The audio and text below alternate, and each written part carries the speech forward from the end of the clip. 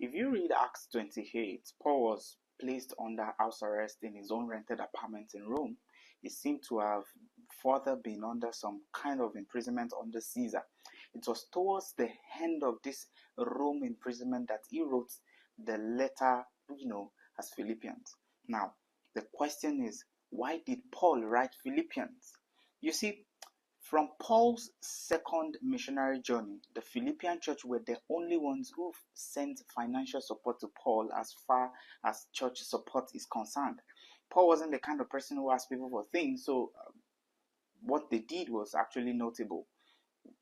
Now, when Paul was imprisoned, when Paul was imprisoned in Rome, not only did the Philippians send provisional support, but they also sent a brother to support and check on his well-being.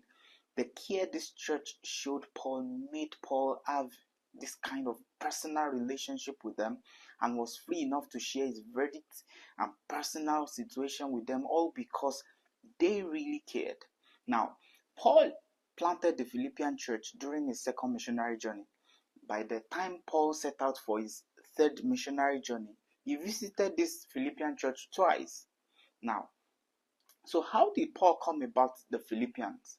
Now, one day, Paul had a night vision. In the vision, he saw a man from Macedonia calling him to come to Macedonia to help them. That's in the book of Acts chapter 16. Now, in Macedonia, the leading city was Philippi. So when Paul entered Philippi, he began preaching to some women. Among these women was the notable Lydia.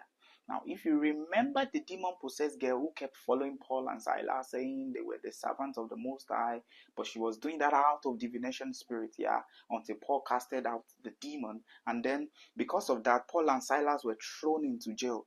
But as they sang and prayed, there was an earthquake and the jail doors were opened. All this was in Philippi. Now, God did so many miracles through his servants in Philippi. But now, Paul was in Rome to face trial before Caesar. While he was in prison, this Philippian church sent him Epaphroditus with some provisional support and to check on Paul's welfare.